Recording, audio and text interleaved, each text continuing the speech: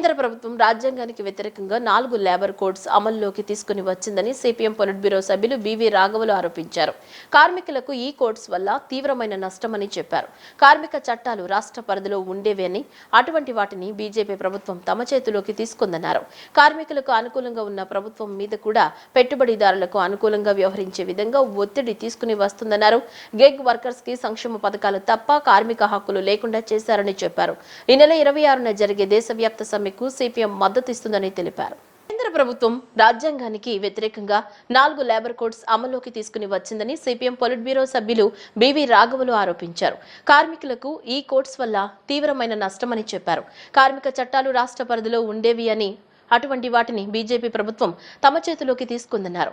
కార్మికులకు అనుకూలంగా ఉన్న ప్రభుత్వం మీద కూడా పెట్టుబడిదారులకు అనుకూలంగా వ్యవహరించే విధంగా ఒత్తిడి తీసుకుని వస్తుందన్నారు. గెగ్ వర్కర్స్ కు సంక్షేమ పథకాలు తప్ప కార్మిక హక్కులు లేకుండా చేశారని చెప్పారు. ఈ నెల 26న జరిగే దేశవ్యాప్త సమ్మెకు సిపిఎం మద్దతు ఇస్తుందని తెలిపారు. కార్మిక రంగం అనేది రాష్ట్రాల అధికార పరిధిలో ఉంది. తమకు నచ్చిన పద్ధతిలో రాష్ట్రాలు కార్మిక రంగానికి సంబంధించి, కార్మికులకు సంబంధించి చట్టాలని, నిబంధనల్ని అమలు చేసుకోవచ్చు.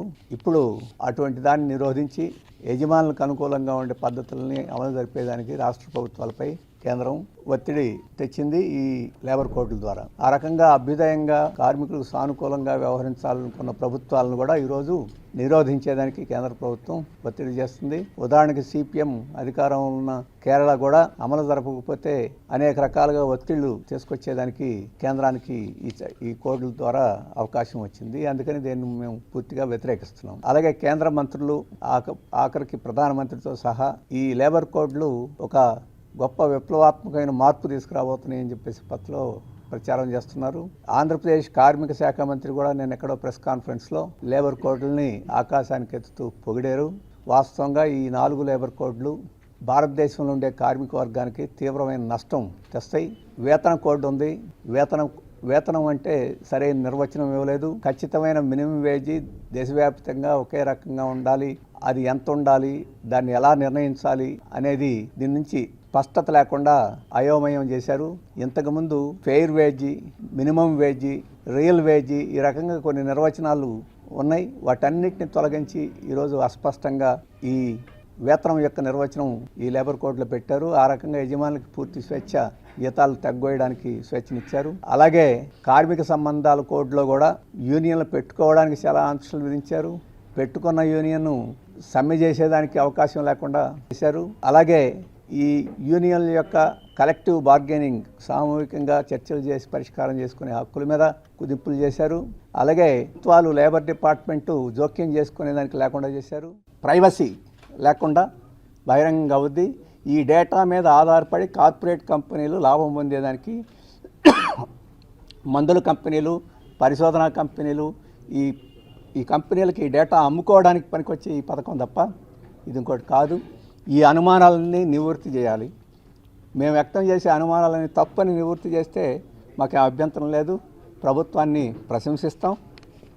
ఇవి నిజమైతే ఎందుకు ఇలా చేస్తుందో ప్రభుత్వం సమాధానం చెప్పాల్సి ఉంటుంది. అందుకని మేము ఈ సందర్భంలో కూడా ఈ యూనివర్సల్ హెల్త్ స్కీమ్ గురించి కానీ, ఈ TCS Melinda Bill Gates foundation వారితోటి ఒప్పందం కానీ, ఈ సంజీవని పథకంలో ఇన్సూరెన్స్ కంపెనీలతోటి వ్యవహరించే తీరుతెన్నులు కానీ, వీటన్నిటికి సంబంధించిన సమాచారం పబ్లిక్కి, ప్రజల ముందు ఉంచాలని చెప్పేసి పారదర్శకంగా చర్చ నిర్వహించాలని ఈ సందర్భంగా మేము కోరుతున్నాం. ఈ అంశాలు మేము చెప్పదలుచుకున్నాము. Thank you. శాస్త్రీయ సంగీతానికి పూర్వ వైభవం కోసం కృషి చేస్తున్న శ్రీ సద్గురు సంగీత సభ నిర్వాహకుల సేవలను ఆదర్శంగా తీసుకోవాలని జీవీఆర్ సంగీత కళాశాల ప్రిన్సిపల్ సి జ్యోతిర్మయ్య అన్నారు. వారం రోజుల పాటు జరిగే ఈ వేడుకల్లో ప్రతి ఒక్కరూ పాల్గొని వీక్షించాలని కోరారు. శ్రీ సద్గురు సంగీత సభ ఆధ్వర్యంలో వారం రోజుల పాటు నిర్వహించే 32వ వార్షిక జాతీయ సంగీత మహోత్సవాలు కళాశాలలో ప్రారంభమయ్యాయి. కార్యక్రమాలను ప్రారంభించిన జ్యోతిర్మయ్య మాట్లాడుతూ దేశంలోని వివిధ ప్రాంతాల నుంచి వచ్చిన విద్వాంసులు కచేరీలు నిర్వహిస్తున్నట్లు తెలిపారు. శ్రీ సద్గురు సంగీత సభ అధ్యక్షుడు బివిఎస్ ప్రకాష్ సంస్థ లక్ష్యాలను వివరించారు. సంగీత విద్వాంసురాలు, సంగీత సభ కార్యదర్శి పోపూరి గౌరీనాథ్ నిర్వహించారు. వయోలిన్ విద్వాంసరాలు బివి దుర్గా భవానీని ఆత్మీయంగా సత్కరించారు. తొలి రోజు కార్యక్రమాలు వి దీపిక, నందిక కచేరీలతో ప్రారంభమయ్యాయి. పలు కీర్తనలను ఆలపించారు. వయోలిన్ పై పివి దుర్గా భవాని, మృదంగంపై బుర్రా శ్రీరామ్, ఘటంపై ఎస్ ఫణిభూషణ్ సహకరించారు. సంగీత విద్వాంసులు గాయత్రి గౌరీనాథ్, మోదుముడి సుధాకర్, పాలపర్తి నాగేశ్వరరావు, బ్రాహ్మణ సంక్షేమ సంఘం అధ్యక్షుడు కొప్పరపు బాలరామకృష్ణమూర్తి పాల్గొన్నారు.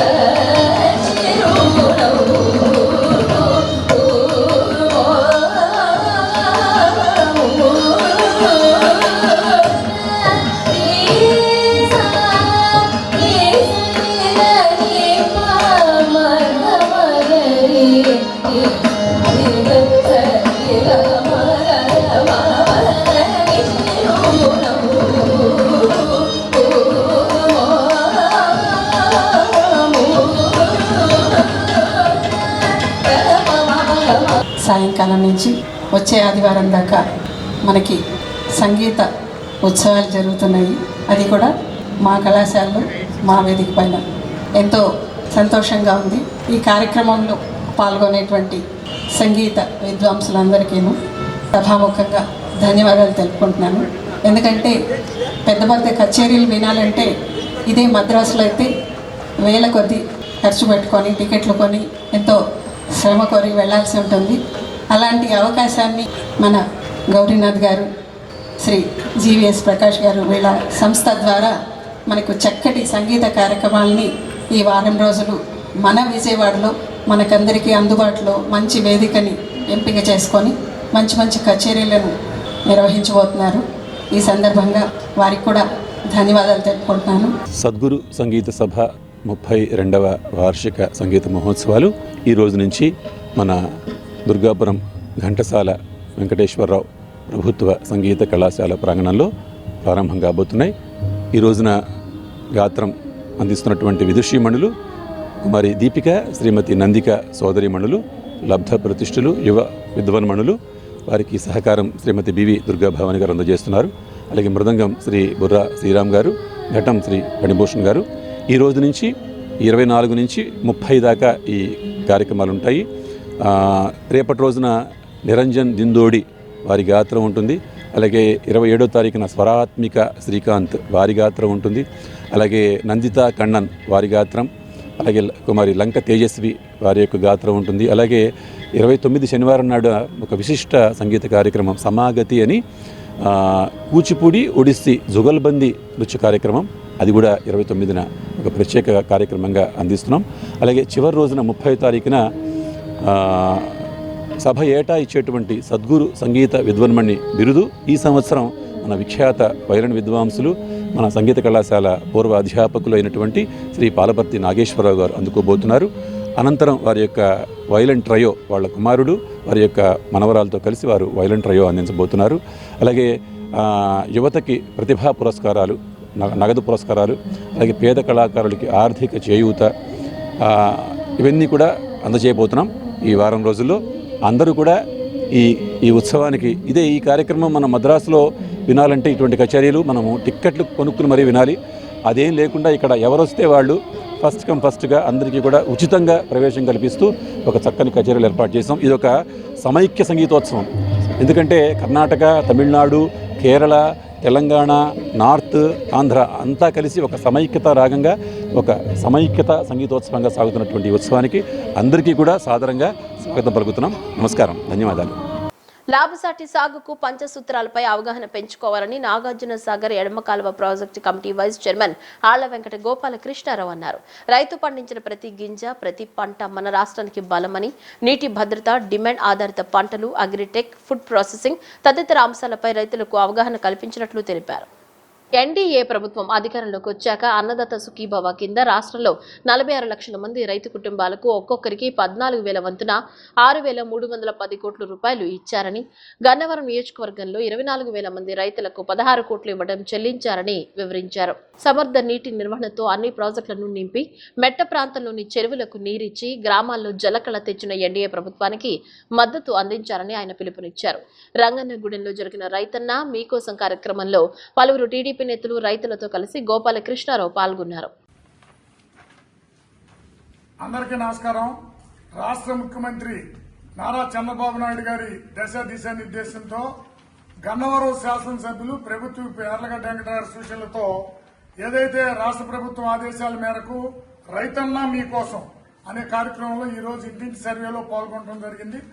అధికారులు అట్లాగే ప్రజాప్రతినిధులతో ముఖ్యంగా పంచసూత్రాలు ఏవైతే మన ముఖ్యమంత్రి గారు చెప్పారో అవి అమలు చేయడానికి ఈ కార్యక్రమం పెట్టడం జరిగింది. ముఖ్యంగా నీటి భద్రత. మొట్టమొదటిగా నీటి భద్రత అంటే ఇవాళ పోలవరం ప్రాజెక్ట్ ని 72% పూర్తి చేయడమే కాకుండా మొదటి విడత మన బడ్జెట్ లో ఇవాళ 18,000 కోట్లు శాంక్షన్ చేయడం జరిగింది.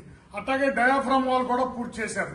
పట్టిసీమ ద్వారా మన చెరువుతో సహా నీరు ఇవ్వటం జరిగింది. అదే మనం నాగార్జున సాగర్ నుంచి కూడా మన పోతురాజుగుంట కూడా నీరు ఇవ్వటం జరిగింది. అట్లాగే ఇదే నీటి భద్రత అంటే.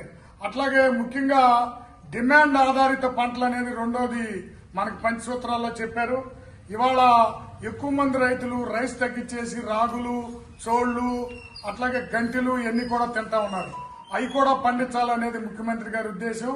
అట్లాగే ముఖ్యంగా ఏంటంటే యాగ్రీటెక్ అంటే మనం సాంకేతిక నైపుణ్యాన్ని అందిపుచ్చుకోవాలని 90% ఇవాళ సబ్సిడీతో ఎస్సీలకు కానీ, అట్లాగే మనందరికి కూడా సబ్సిడీతో డ్రింకు, మన స్ప్రింక్లర్ ఇవి కూడా ఇవ్వడం జరుగుతూ ఉంది. అదే కాకుండా ముఖ్యంగా ఫుడ్ ప్రాసెసింగ్ సంబంధించి ఇవాళ ఇటీవల జరిగిన సిఐఏ సమిట్ లో 13,000 కోట్లతో 38 ప్రాసెసింగ్ యూనిట్లకి శంకుస్థాపన చేయడం జరిగింది.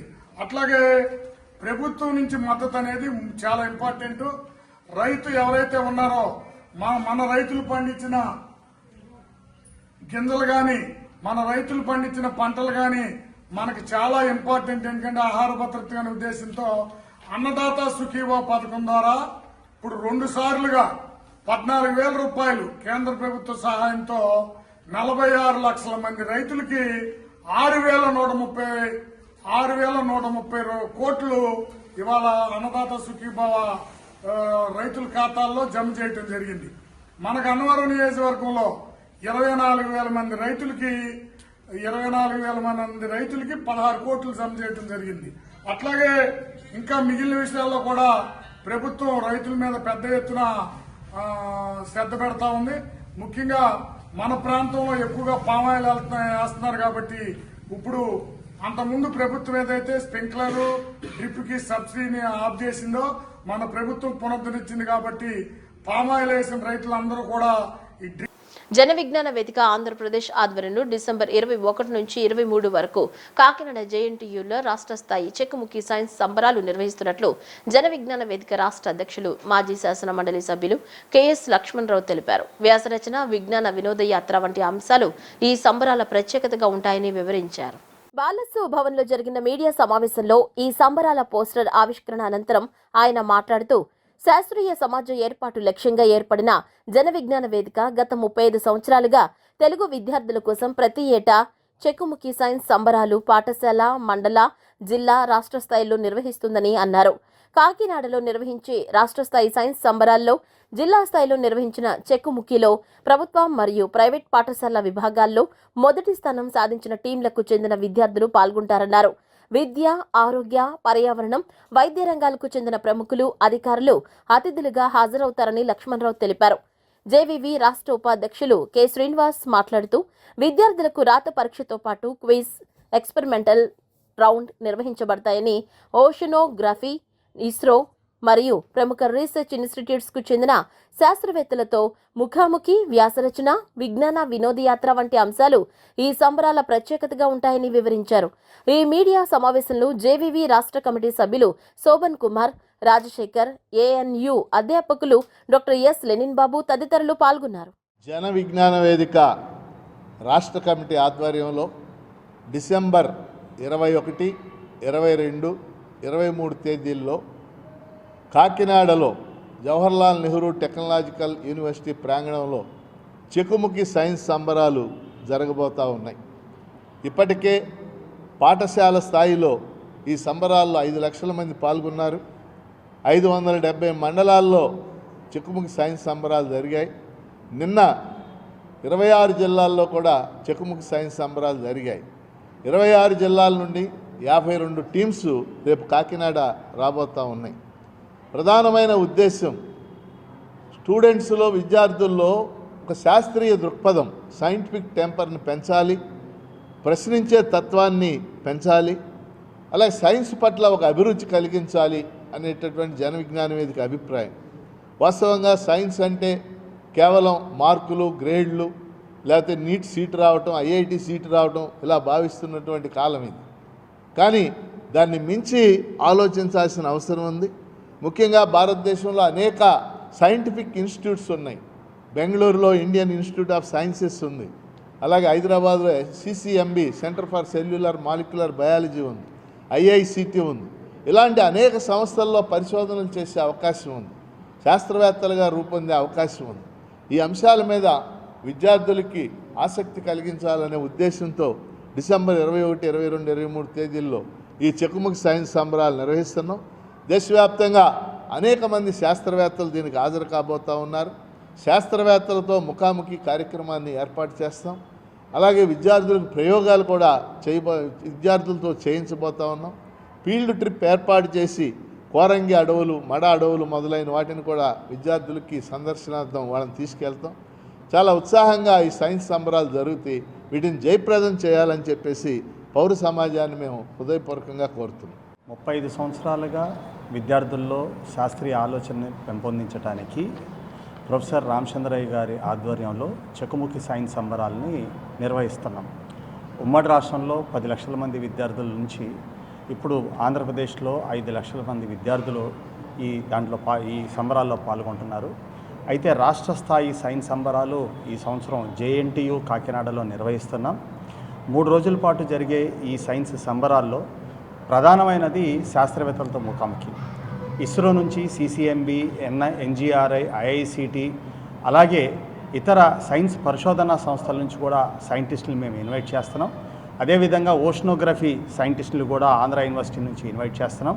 వీళ్ళందరితోటి విద్యార్థులతోటి ముఖాముఖి విద్యార్థులు ప్రశ్నలు వేయటం, సైంటిస్టులు దానికి సంబంధించినటువంటి సమాధానాలు చెప్పడం అనేది చాలా ఆసక్తికరమైనటువంటి కార్యక్రమం. అదేవిధంగా విద్యార్థులు ప్రాక్టికల్స్ చేయటం, స్కూల్లో ల్యాబులు కూడా లేని పరిస్థితి మనం చూస్తున్నాం. అలాంటి స్థితి నుంచి విద్యార్థులు సొంతంగా వాళ్ళ ఆలోచనకు తగ్గట్టుగా కొన్ని ప్రాక్టికల్స్ చేసి చూపించడం అనేది ఒక కార్యక్రమంగా, అదేవిధంగా వినోదదాయకంతో పాటు విజ్ఞానాన్ని అందించేటువంటి పర్యావరణానికి సంబంధించింది కావచ్చు, లేకపోతే ఒక ఇండస్ట్రియల్ టూర్ లాంటిది కాకినాడ దగ్గరలో మేము ఏర్పాటు చేస్తున్నాం. దాంట్లో ముఖ్యమైనది కోరంగి అడవి సందర్శన, మడ అడవుల సందర్శన. అదేవిధంగా అవకాశాన్ని బట్టి మేము అక్కడ షిప్ యార్డ్ని కూడా తీసుకెళ్లాలని ప్రపోజల్స్లో ఉన్నాం. అదేవిధంగా క్విజ్ రౌండ్స్ కూడా ఉంటాయి. విజువల్ రౌండ్ క్విజ్ కానీ, డైరెక్ట్ రౌండ్ క్విజ్ కానీ ఇవి ఉంటాయి. అదేవిధంగా టెక్నాలజీకి సంబంధించి ముఖ్యంగా ఏఐ ఇలాంటి కొత్తగా టెక్నాలజీ వస్తున్నాయి కాబట్టి వాటి మీద కూడా పిల్లలకి అవగాహన కలిగే విధంగా 3 రోజుల పాటు వాళ్ళు ఒక ఉత్సాహభరితంగా ఉండే విధంగా, ఒక ఒత్తిడి లేని విద్య నుంచి దూరంగా వచ్చి ఒక సంబరాల్లో పాల్గొనే విధంగా వీటిని ప్లాన్ చేస్తూ ఉన్నాం. కాబట్టి అందరూ కూడా ఈ 56 టీము అంటే దాదాపుగా 170 మంది విద్యార్థులతో పాటు టీచర్లు, తర్వాత పేరెంట్స్ దాదాపుగా 350 మంది దీన్ని హాజరవుతున్నారు రాష్ట్ర వ్యాప్తంగా. ఈ రాష్ట్ర వ్యాప్తంగా జేఎన్టీలో జరిగే సైన్స్ సంబరాలను విజయవంతం చేయవలసిందిగా అందరినీ విజ్ఞప్తి చేస్తున్నాను. ధన్యవాదాలు. బులెటిన్ ముగించే ముందు హెడ్లైన్స్ మరోసారి.